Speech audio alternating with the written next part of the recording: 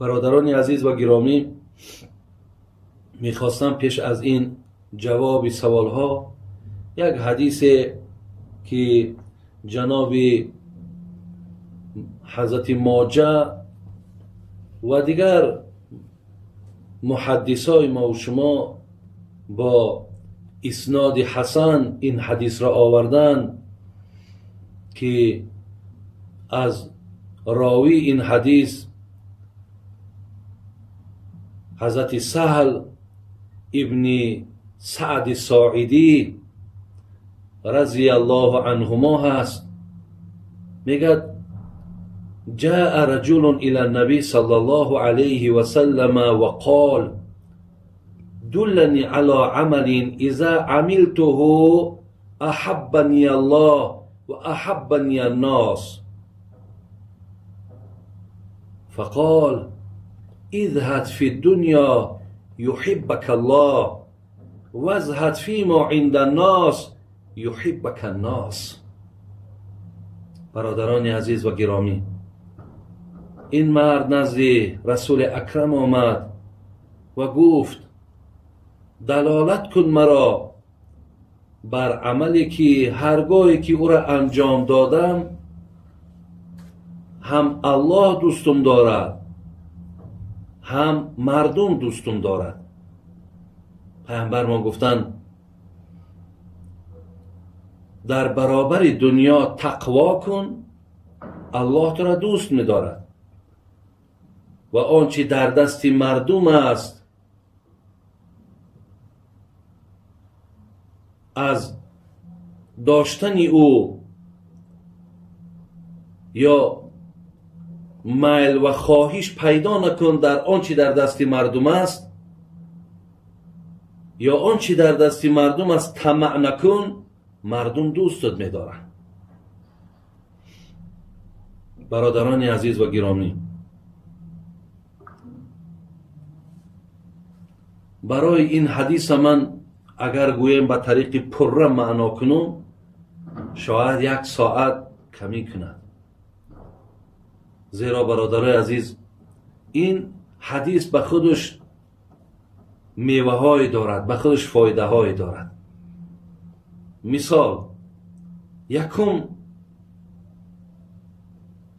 آن میوهی که در داخل این حدیث است برادران عزیز و گرامی، شما بینید که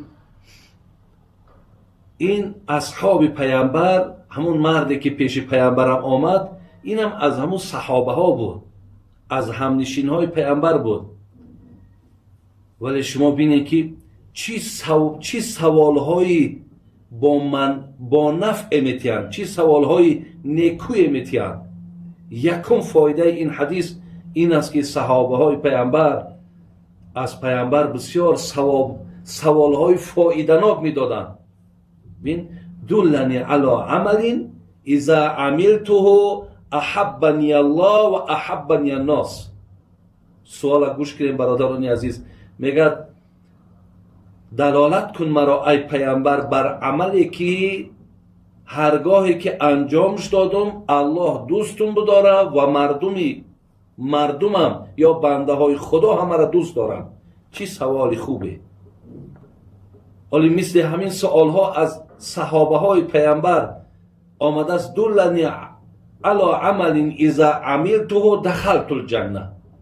ای حبیب خدا مرا دلالت کن بر عملی که هرگاهی که انجامش دادم داخل جنت شوم. از دیگر صحابه پیامبر چی سوال دادن؟ یا رسول الله من نجات، ای پیامبر گرامی دلالتم کن یا نصیحتم کن بر نصیحتی که یا بر عملی که هرگاهی که انجامش دادم هم در دنیا نجات بیابم هم در آخرت نجات بیابم. سوال دیگری از صحابه پیامبر است. میگه از پیامبر گفتن که ما اخوف ما تخاف علی، ای پیامبر گرامی از کدام عملی بسیار زیشت و بدی هست که تو در حق ما میترسی تا ما را ترکش کنیم. برادران عزیز، من اکنون این خیلی سوال ها از صحابه پیامبر بیشمار است. فقط این را به خاطر آن گفتم که بینین پیامبر نازنین چه استفاده می بردن، چه از او سوالهایی می دادن، چه جوابهایی گرفتن که برای امروزه ما چقدر مهم و ضرور است. یعنی یک فایده حدیث همین است که شما هم معناش همین است که سوالهای با منفعت بتین، سوالهایی بتین که تا اونها حیات و ممات ما را، تا دنیا و آخرت ما را تأثیرش برسد، حل کند. یکی از فایده حدیث همینه. دیگر فایده را ببینیم که صحابه پیامبر میگد عمل ده مرا دلالت کن که مرا الله دوست بدارد. یعنی برادرای عزیز، معناش این است که ما باید عملهای را انجام دهیم که با سبب او الله دوست من بدارد. میداند که وقتی اگر بنده را الله دوست بدارد برای او چقدر خیر، چقدر مبارکه، چقدر نیکویی هست. بنده ای را که الله دوست میدارد. حضرت مولوی میگفت اگر الله شود از بنده راضی، به او یار است استقبال و ماضی. شود ای بندگر الله به آزار، همه در هر دو عالم از تو بیزار. حضرت میگو اگر الله را کسی از خودش راضی کرد، الله او را دوست داشت، حاضره و آیندهش همش نیک و خیر است. و هر کسی را که الله بد دید، تمام مردم وی بد میبینند. ولی در اینجا من یک حدیثی را برای شما خوانم برادرای عزیز، در باب آنه که وقتی الله بنده را دوست می‌دارد. ببینین حدیث جناب امام مسلم میارد با روایت حضرت امام ابو هریره، میگد ان الله تعالی اذا احب عبدا، هرگاهی که اگر الله بنده را دوست می‌دارد، وقتی بنده را دوست داشت، خدای مهربان میگد در حقش چی میکند، چی کار انجام میتید؟ دعا جبرائیل، ملائکه مقرب خودش را جبرائیل را پیش فیراد میکرد است. فقال اینی احب فلانا فاحبه فیحبه. میگه جبرائیل میگفتد جبرائیل من فلانی ابن فلانی را دوست میدارم، جبرائیل تو هم دوستش بدار. البته جبرائیل برادران عزیز وقتی که الله که به او فرمان داد فلانی ابن فلانی را من دوست میدارم، دوستش بدار، دوستش میدارد. فیحبه، جبرائیل میگه او را دوست میدارد. ثم ینادی فی السماء فیقول ان الله یحب فلانا فاحبه فیحبه اهل السماء. بعد از آن میگه جبرائیل در آسمان فریاد میزند، میلیارد فرشته هایی که ملائکه هایی که در آسمانند، جبرائیل فریاد میزد از در آسمان اعلان میکرد است ای جمع ملائکه ها، فلانی ابن فلانی را الله دوست میدارد و سپارشید که منم دوست دارم و سپارش است که همه شما او را دوست داره. برادرای عزیز، ثم یوزع له القبول فی الارض. بعد از آن برادران عزیز محبت الله مهربان وقتی در آسمان در بین فرشته ها ملائکه ها تقسیم میکند، بعد از آن این محبت میارد در قلب انسان های در روی زمین میگذارد. و شما اگر نفری را دیدین که مردم وقتی دوستش میدارد، دانین برادران عزیز و گرامی که او را الله دوست میدارد. به خاطر همین است که مردم وی دوست میدارد. و اذا ابغض عبدا دعا جبرائیل، اینجاش جای پناه طلب کردنه. میگه هرگاهی که الله اگر بنده را بد ببیند، باز همین خیر جبرائیل فریاد میکند، فیقول اینی ابغض فلانا فابغضوه فیبغضوه جبرائیل. میگه جبرائیل فلانی ابن فلانی را من بد میبینم، بین تو هم بدش ببین. جبرائیل میگه منم بعدش دیدم. ثم ینادی فی اهل السماء ان الله یبغض فلانا فابغضوه ثم توزع له البغضاء فی الارض. میگه بعد از آن جبرائیل آسمان را اعلان میکند الله مهربان فلانی را بد میبیند، همه تان بد بینیم و همون بدبینی الله را با در روی زمین در قلب مردم جای میکند. نفری که اگر در نفرت مردم قرار داشته باشد دانید که وی الله بد میبیند. دویم فایده این حدیث برادران عزیز دیدیم که دلالت که ما را بر عملی که الله دوست من دارد.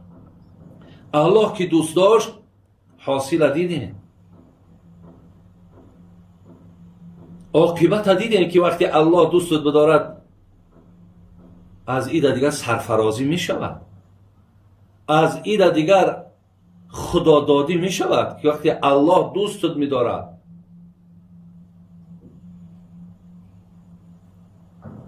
این فایده حدیث های برادر عزیز.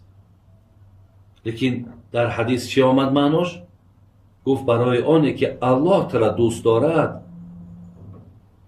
پیامبرمون به جانب این صحابه گفت اذهب فی دنیا، در برابر دنیا تقوا کن. مراد از تقوا برادران، مراد از پرهیز از دنیا معنای این را ندارد که تو تماما دنیا را ترک کن. تماما مقصد از همین گویم پیشرفته که امروز داریم، چه از همین خانه هایی که آشیانه هایی که زندگی میکنیم، چه از این خوردنی هایی که در این دنیا هست، چه از پوشیدنی هایی که در این دنیا هست، چه از سواره هایی که در این دنیا هست، مقصد پرهیز کردن از این نیست. زیرا پیامبر گرامیمون دعا هم کرده است اللهم اصلح لی دنیای التي، پیامبرمون دعا کردند خدایا همین دنیایی که من در این حیات به سر میبرم، زندگی به سر میبرم، خدایا این دنیای مرا به صلاحیت بیار، دنیای مرا به فایده آخرت من بگردان. گفته دعا کرده است. برای همین برادران عزیز و گرامی معنای ترک دنیا این نیست که من در شهر مقصد زندگی کردن پرتافته و دامنه های کوه ها رو که خود من از مقصد همین دنیا را ترک سازم. معناش این نیست. معناش این است که هر چیزی که سببی کنده شدن رابطه تو با الله می شود و هر عملی که در دنیا با او خدای مهربان سپارش داده است که نزدیک نشو و او را از حرامهای خود قرار داده است، شما از اینها تقوا کنید. ببینید در درون دنیا هم که باشی احتیاط کن تا از نافرموده های الله مهربان خودت دور بدار. این تقوای در دنیا است. یا اینکه تقوای در دنیا این است که محبت این دنیا سبب شود برادر عزیز و گرامی و تو محبت از الله و رسول و شریعت او کنده کنی.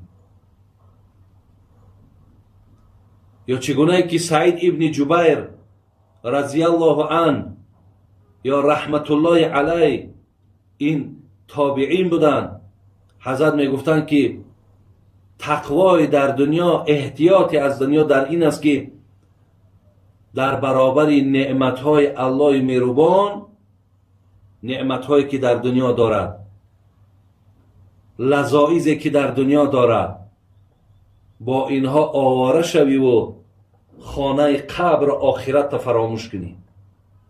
این فریب دنیا است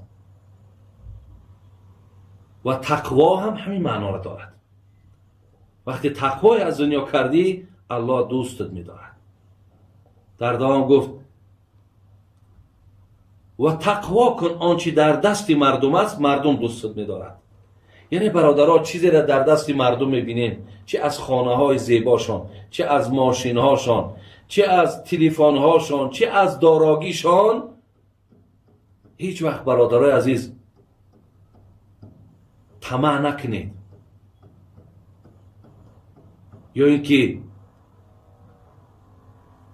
میل خواهشتان به همون چیز روان نکنید. خداتان مقصد همچون یک حدیث داره، پیامبرمون میگه اگر یک مسواک چوب هم که داشته باشی، خودت از دیگرها ثروتمند و بایتر بگیر. برای همین هیچ وقت طمع در مال مردم نکن، مردم دوستت میداره.